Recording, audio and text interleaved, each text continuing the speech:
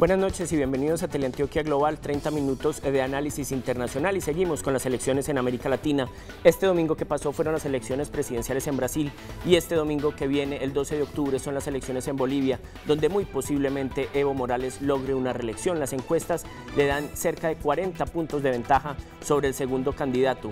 ¿Quién va a quedar presidente este domingo y cuáles son las consecuencias si Evo logra su reelección, no solo para Bolivia, sino para toda América Latina? Eso es lo que vamos a ver hoy aquí en Teleantioquia Global.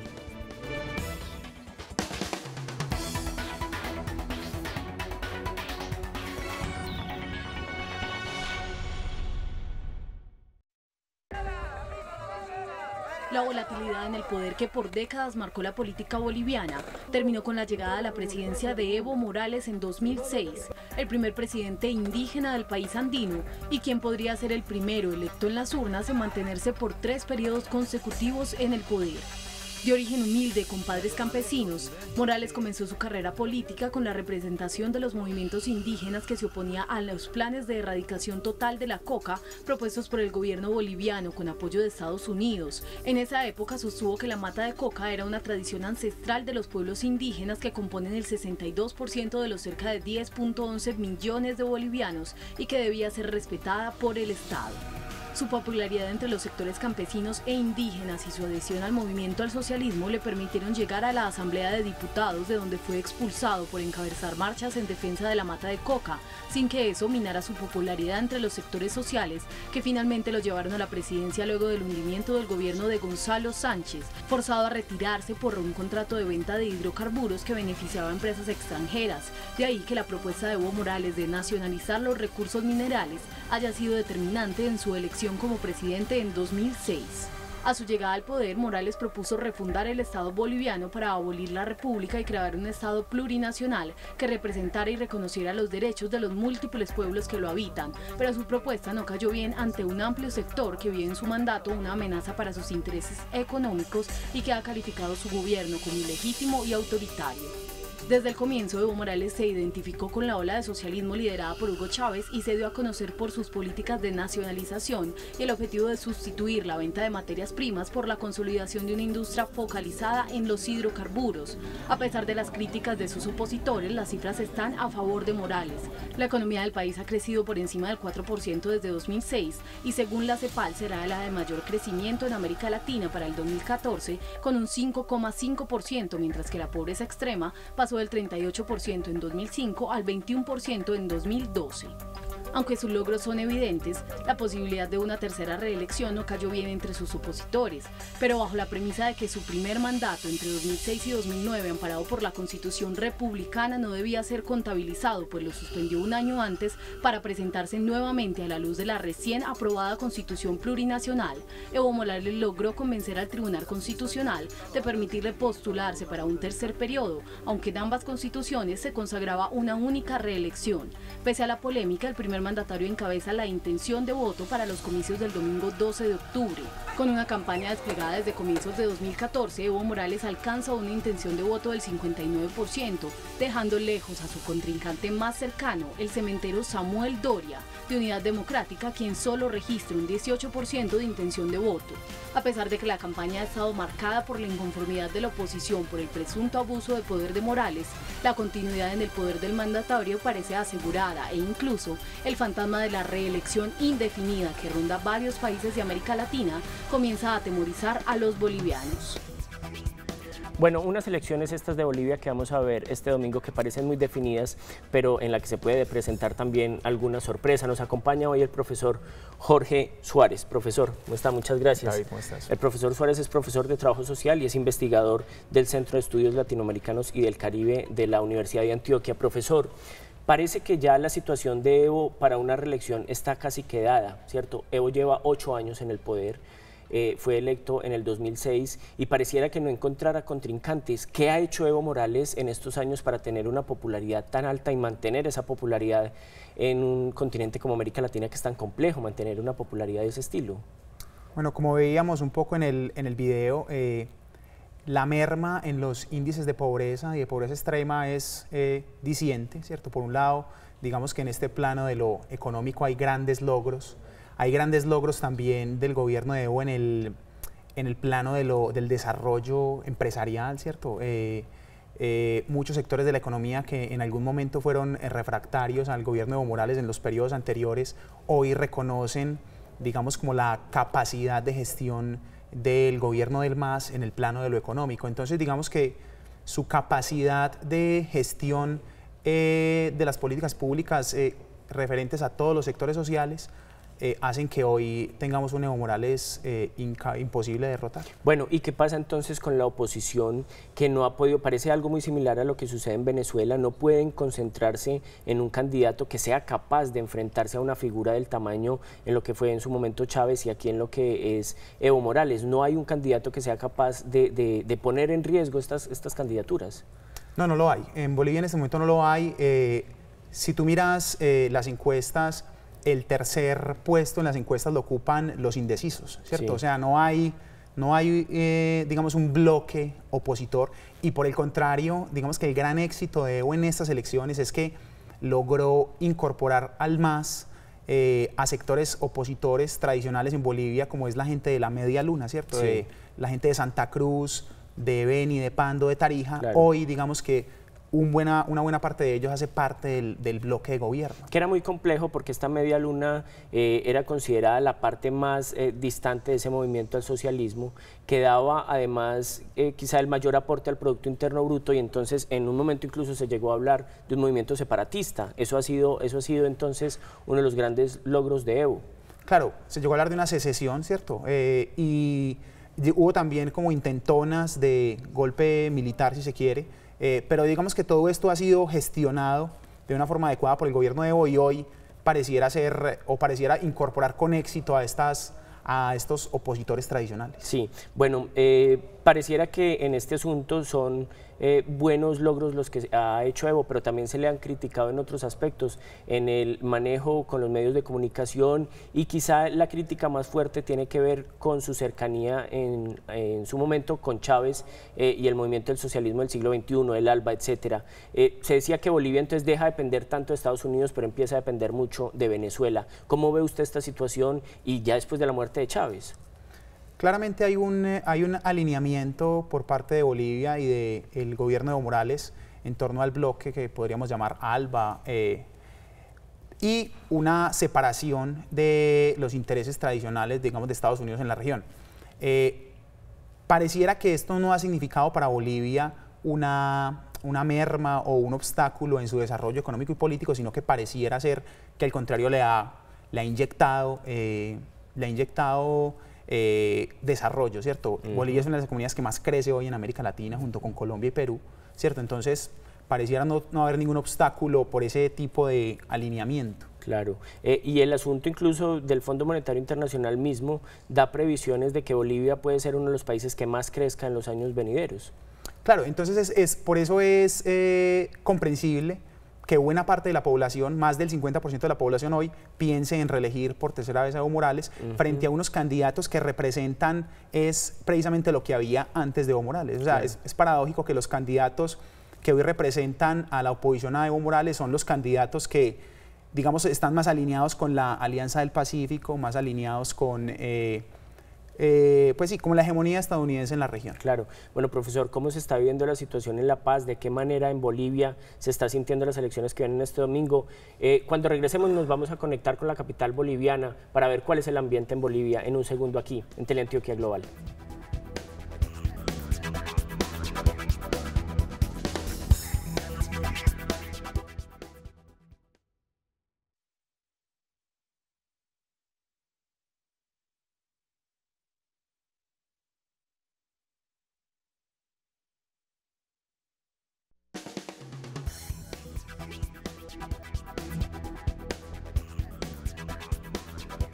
Estamos en Teleantioquia Global hablando de las elecciones presidenciales que se van a dar este domingo en Bolivia y nos vamos a conectar justamente con La Paz para hablar con Guadalupe Cajías. Ella es la presidenta de la Asociación de Periodistas de La Paz.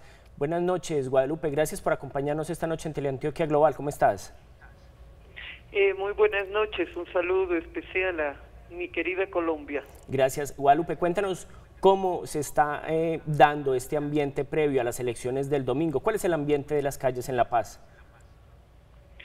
Bueno, las elecciones en Bolivia se suelen realizar desde hace casi 30 años en un ambiente pacífico.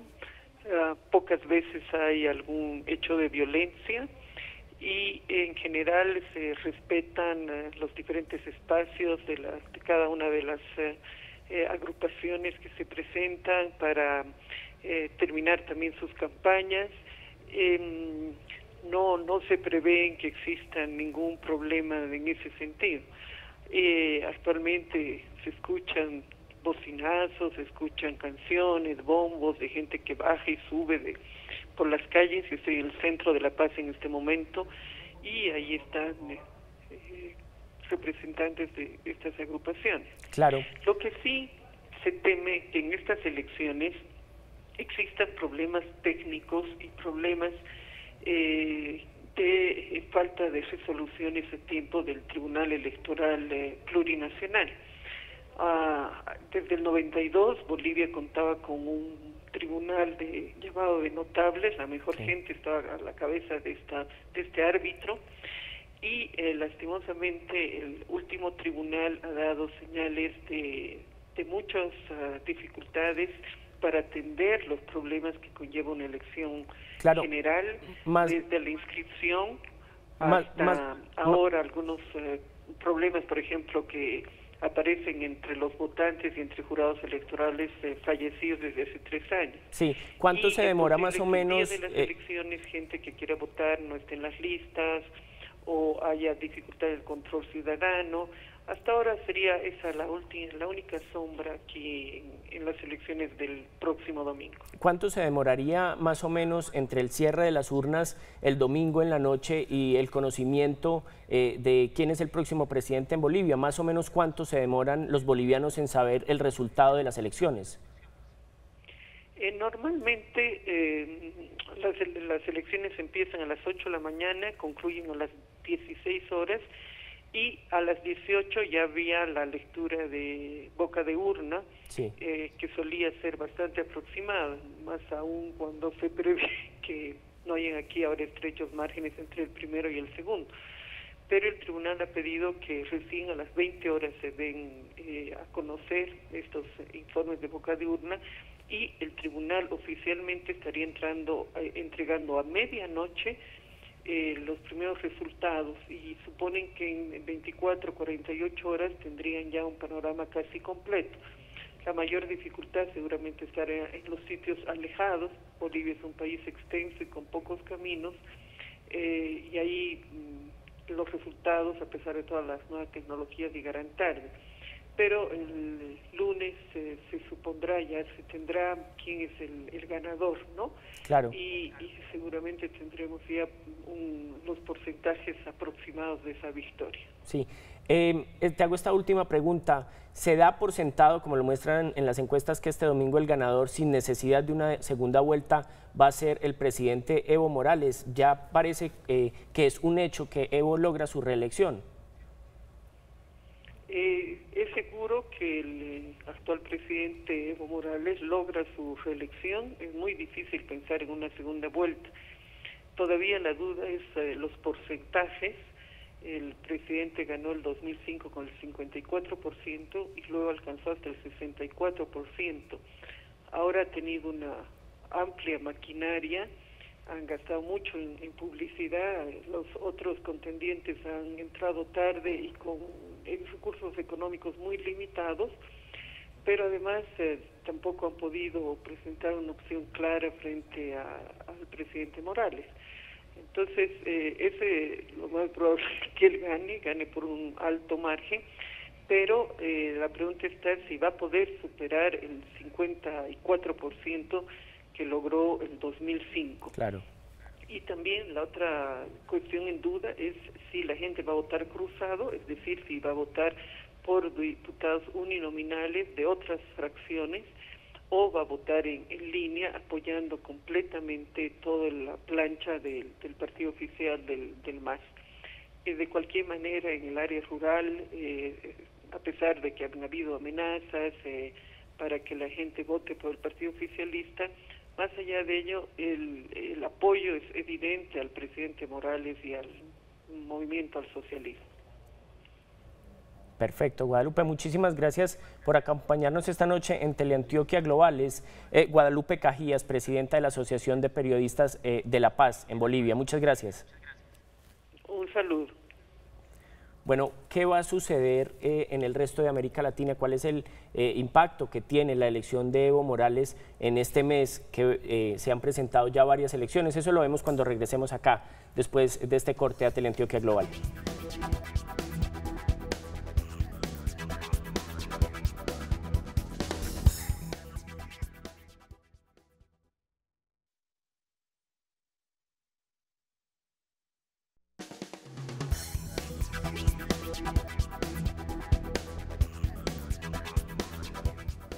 Bueno, profesor, hablamos ahora entonces con esta periodista desde La Paz y nos decía que resulta casi evidente que Evo va a ser reelecto, sobre todo por el asunto de la figura de la reelección, también la maquinaria que tienen los gobernantes en América Latina, que ha sido algo de la última década y media, con la aprobación de varias reelecciones, que se hace casi que imposible vencer a un gobernante en ejercicio. ¿Cómo ve usted la situación de Bolivia, pero también de los restos de los presidentes en América Latina? Bueno, esta elección es importante también porque aquí se juega, en realidad se dice que lo que se juega es la próxima reelección de Evo Morales, que en realidad lo que se define en esta elección en Bolivia es la composición del Parlamento y por ende la posibilidad de desarrollar una reforma constitucional que le permita a Evo presentarse por un nuevo periodo. Tendría que cambiar la Constitución. Sí, esta sería su última posibilidad de acuerdo a la nueva Constitución, a la última Constitución vigente del Estado Plurinacional de Bolivia. Pues yo diría que la reelección en América Latina goza de muy buena salud, ¿cierto? En buena parte de ella los presidentes se reeligen y pareciera ser que, a contrapelo de lo que hemos pensado históricamente en las ciencias políticas, pues esto pareciera no ir en desmedro de la democracia, sino que pues las instituciones funcionan, las economías se desarrollan. Entonces yo diría que hemos sobrevalorado, hemos sobrevalorado como lo negativo de la reelección. Yo creo que América Latina está demostrando que la reelección es posible y que las instituciones democráticas funcionan con ella. Pero no es muy complejo para un opositor enfrentarse a un gobernante de turno con la tradición democrática latinoamericana, la cantidad de recursos que juegan a favor del gobernante para ser electo, la línea tan compleja entre el candidato y el gobernante que a veces se cruza de un lado a otro? Sí, es cierto que es complejo, aunque los opositores de Evo en este momento no son, digamos, sectores marginales en Bolivia, también, ¿cierto? Claro.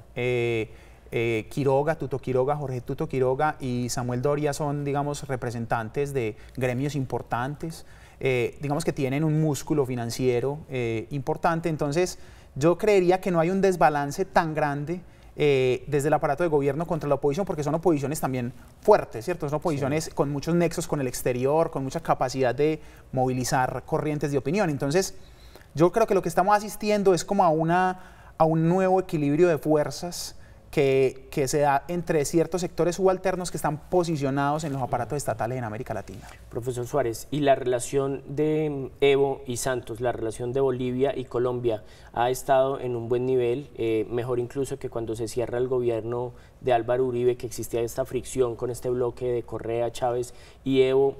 ¿Seguirían igual entonces con el triunfo de Evo? Sí, yo creo que serían unas relaciones bien desarrolladas en el futuro, ¿cierto?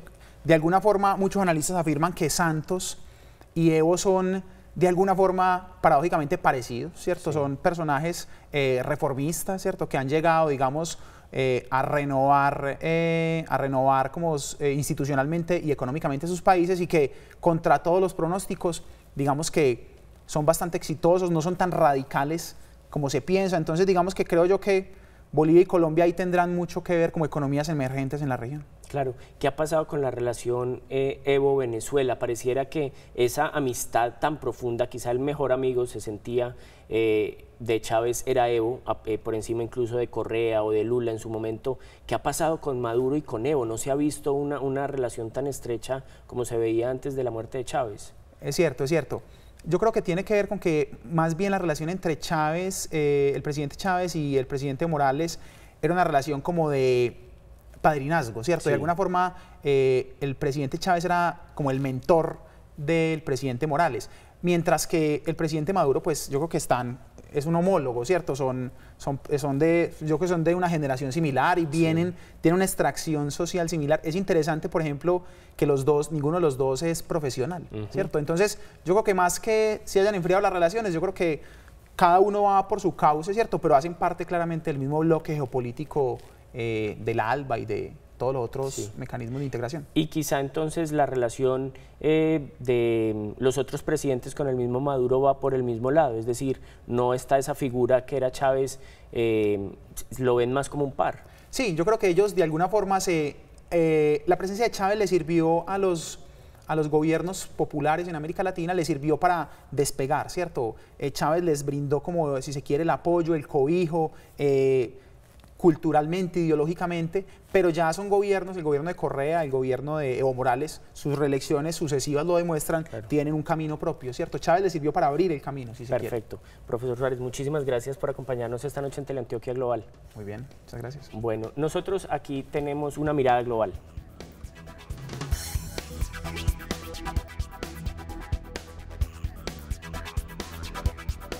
Antes de terminar nuestro programa, ponemos aquí en Teleantioquia una mirada global, temas que serán y son noticia la próxima semana. El primero de ellos es el ébola. La preocupación ha empezado a salir de las fronteras de África. Se han dado casos en España y en Estados Unidos que tienen muy preocupados a la Organización Mundial de la Salud. Hay que estar muy atentos a este caso.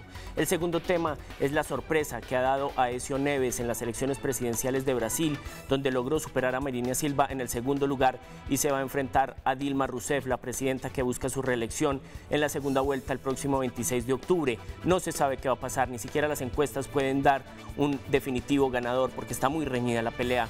Y el tercer tema son las discusiones y las protestas que se están dando en Hong Kong desde hace ya varias semanas. Estudiantes universitarios que piden una ampliación de la democracia. Eso es todo por hoy. Nos vemos dentro de 8 días aquí el miércoles a las 9:30 de la noche. Teleantioquia Global. Más análisis, mayor profundidad y nuevos invitados. Buenas noches.